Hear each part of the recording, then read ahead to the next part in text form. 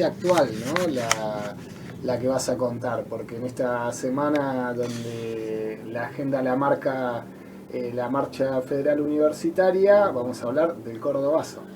Vamos a hablar del Cordobazo, que fue justamente una asonada estudiantil que tuvo su origen en Córdoba y sus réplicas en distintos lugares del país, pero en Córdoba se inicia, no sé si se inicia con ese suceso o con algunos anteriores, pero ahí podemos decir que decididamente empieza la debacle de una sucesión de gobiernos de facto que venían desde el derrocamiento de Arturo Illia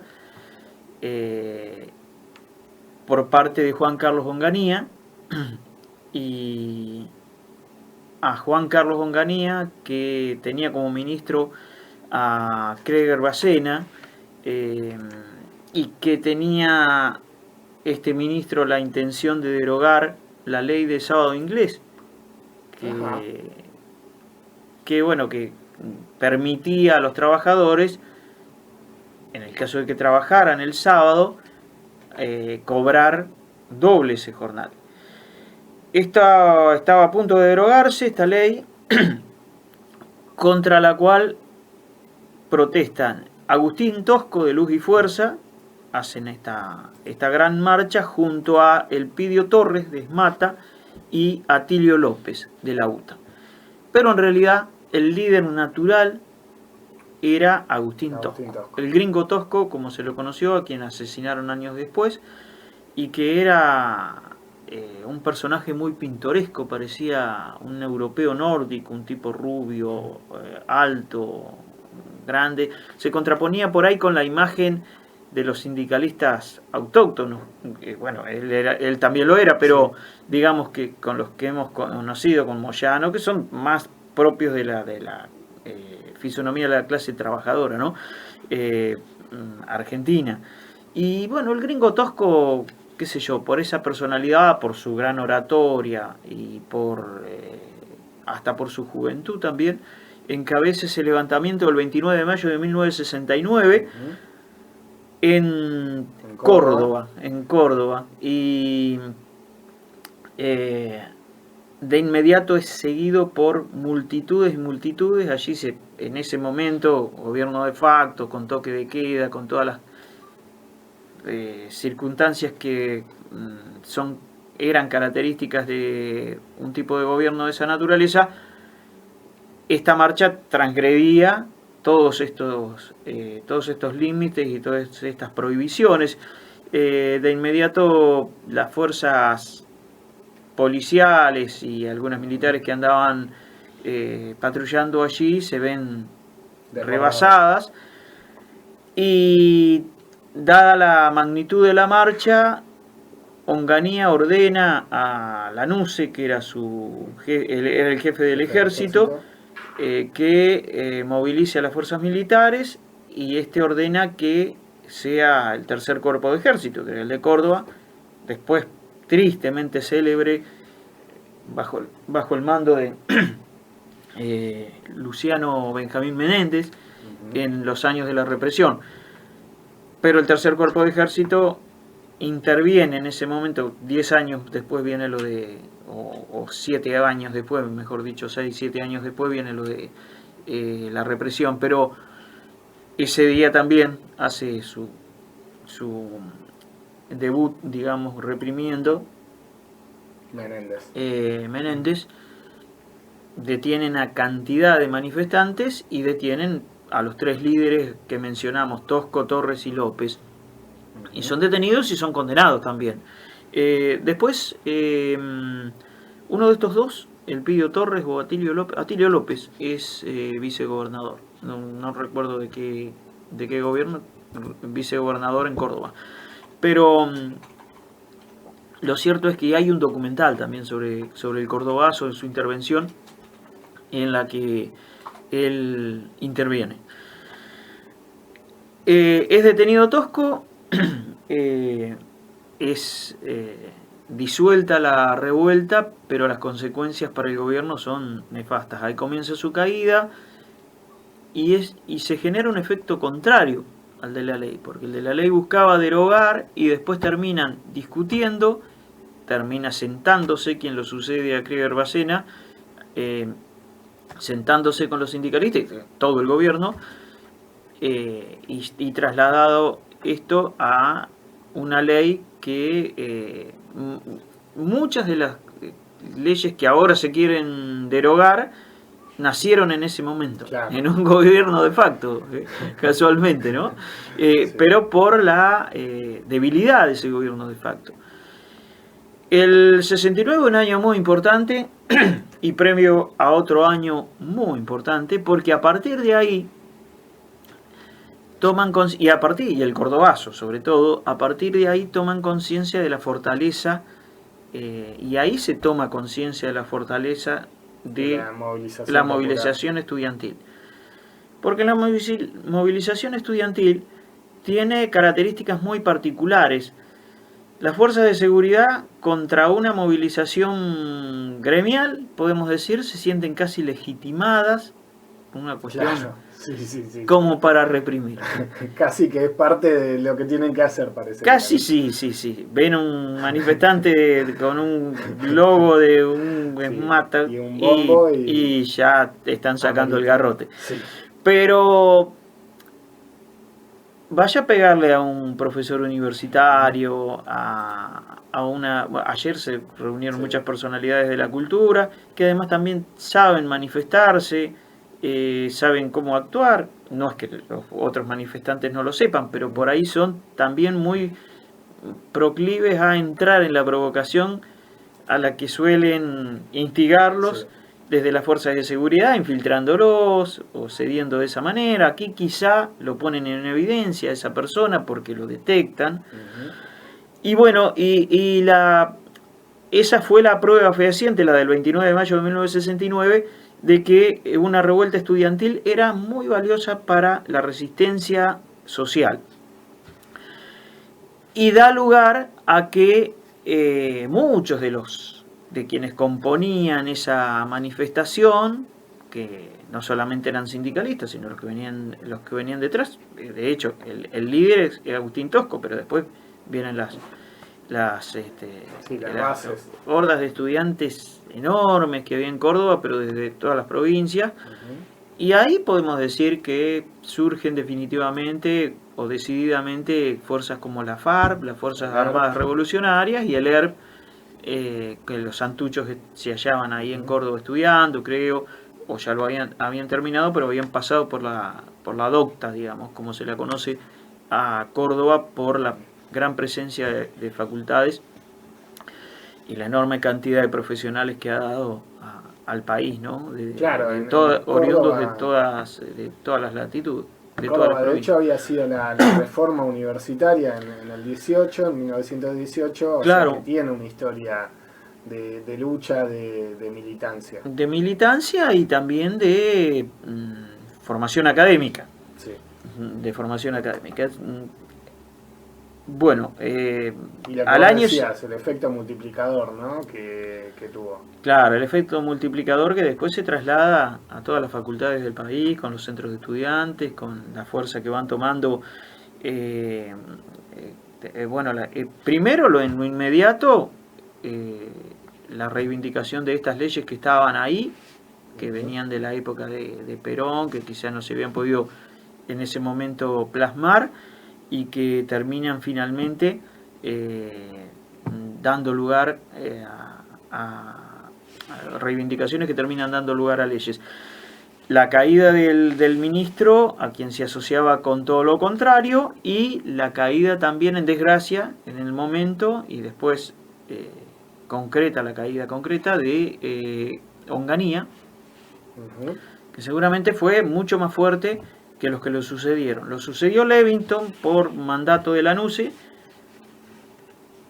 Había sido un militar integrante de la CIDE, alguien que venía de la inteligencia militar, pero que no prospera mucho tiempo. Y después es Lanusse quien decididamente se pone al frente del gobierno. 70 al 73, años brutales. Yo digo que siempre digo que la historia más fuerte que para mí los años más fuertes fueron del 73 al 76, o vamos a decir al 77, incluyendo golpe de Estado y lo inmediato. Pero bueno, después del 24 de marzo se cortó prácticamente toda actividad social, política, y lo que sucedió fue todo clandestino. Pero es porque, bueno, suben ministros, caen ministros, vienen crisis, todo lo que ocurre, pero podemos decir del 70 al 76. No solamente del 73 al 76. Quizá el gobierno que más riqueza en convulsiones sociales tuvo fue el de Perón, de ese momento, Perón e Isabelita posteriormente. Sí, el peor gobierno de Perón. El peor gobierno de Perón. Se lo puede decir, es la peor parte o la que a uno de la historia del peronismo menos le convence. Claro, el gobierno de Perón.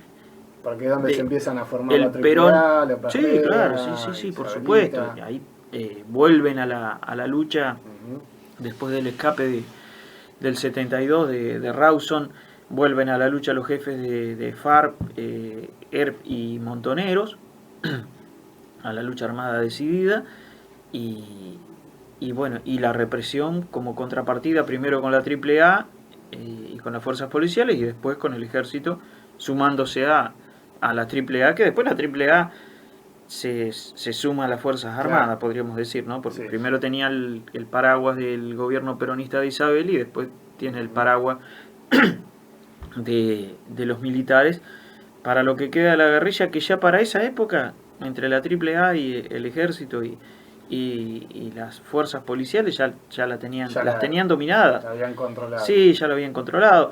De hecho, cuando muere Santucho, meses después, cuando es ultimado Santucho en Villa Martelli, estaba yéndose y acude a una reunión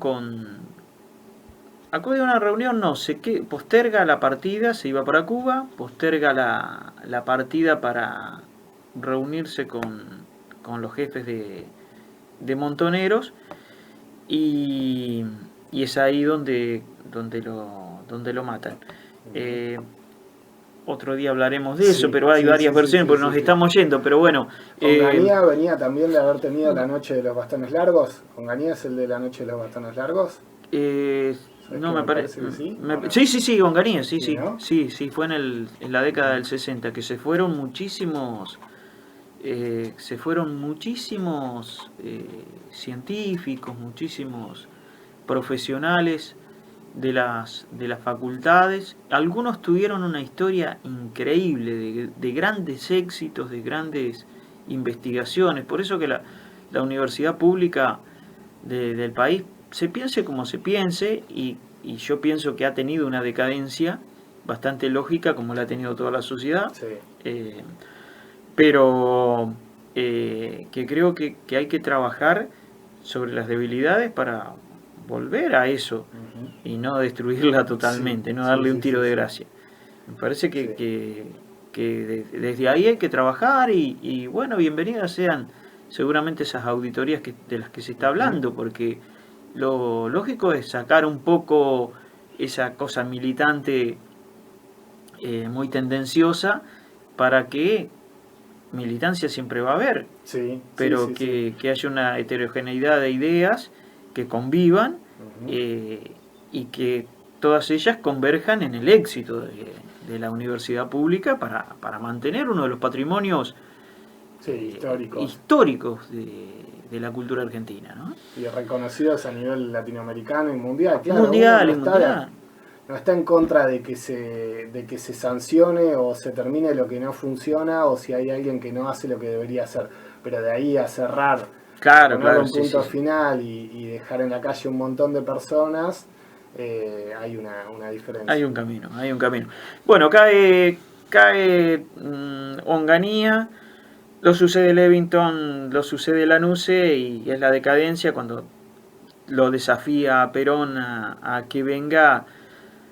En realidad creo que lo hace porque ya no le encontraba solución a lo propio Lanuse. Un poco porque la prohibición de que volviera Perón era como una olla a presión. prohibición con el tiempo termina en un efecto contrario. Quizás si se le hubieran levantado la proscripción a Perón en pocos años, hubiera podido ganar una elección y no se hubieran creado todos estos caldos de cultivo que fueron alimentando inclusive a las Fuerzas Armadas, a las Fuerzas Armadas, a las fuerzas de guerrilla, quiero decir. ¿No? Que con el tiempo... A la resistencia peronista. Claro, con el tiempo estos guerrilleros, algunos se entrenaron en Cuba, otros se...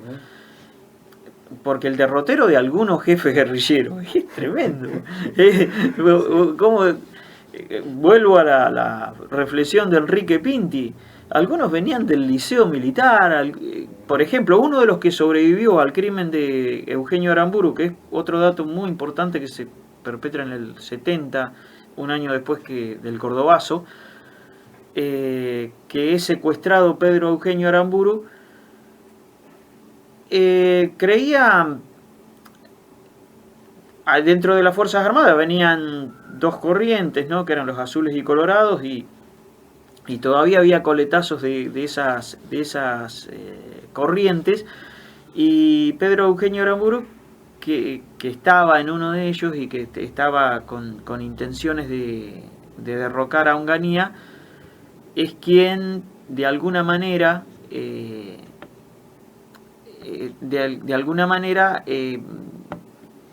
fogoneaba eso. Y el secuestro siempre se dijo, aunque no se pudo probar, de que fue instigado por otro sector de las Fuerzas Armadas, creo que respondió Onganía, es lo que se dice, para evitar ese derrocamiento, que en definitiva fue lo que sucedió.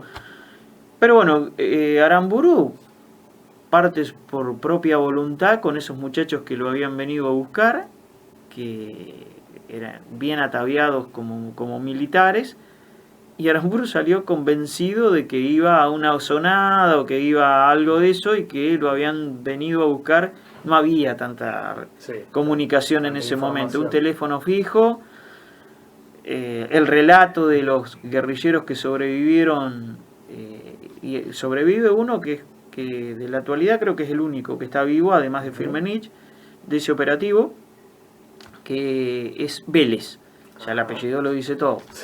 Vélez tiene otro apellido, ¿no? Ignacio Vélez. Nacho Vélez era un liceísta militar, Abal Medina también lo había sido, Fernando Abal Medina, hermano de Juan Manuel, que es el padre del Juan Manuel que conocimos en el gobierno kirchnerista. Vive y está el padre de ese otro de los jefes montoneros, pero que no militó la guerrilla, no participó de las Fuerzas Armadas. Juan Manuel. Fernando, que era uno de los que ingresó al departamento de Aramburu, sí, y muere después en un tiroteo, algunos años después. Claro, ahí hay otra historia, ¿no? Para algún momento la de Aramburu. Sí, la de Aramburu también, sí, muy importante. Lo vamos a contar. Lo vamos a contar por un suceso de quiebre prácticamente, que tiene sus razones en el derrocamiento de Perón y bueno, varias aristas que se desprenden de ese hecho en particular. Pero bueno, es muy importante Eugenio Aramburu, para los que no conocen el desenlace. Días después lo asesinan, lo fusilan, un simulacro de juicio popular, y lo matan. Pero estos muchachos eran universitarios y provenientes de inclusive de Tacuara, que era una agrupación nacionalista de derecha, y que después adoptan la izquierda, pero como una cosa de decir, bueno, somos de izquierda. Y Fidel Castro, que ni lerdo ni perezoso le venían bien todas estas cuestiones, dice, bueno, vengan muchachos, entrénense acá, total van a salir a hacer despelote. Después se queda con un vuelto muy importante de un secuestro extorsivo que hacen los montoneros, como para financiar el que probablemente iba a ser un largo exilio. Cuando toquemos lo de Aramburu, si querés, cuando nos refiramos, cuando hablemos del caso de Pedro Eugenio Aramburu, vamos a comentar también cómo fue la retirada de los montoneros, cómo se prepararon los montoneros para retirarse y para no tener para hacer ninguna necesidad en su exilio, porque eso es muy importante, ¿no? Así que bueno, la marcha de ayer, multitudinaria y muy importante, masiva. Una cachetada en la boca al mandatario.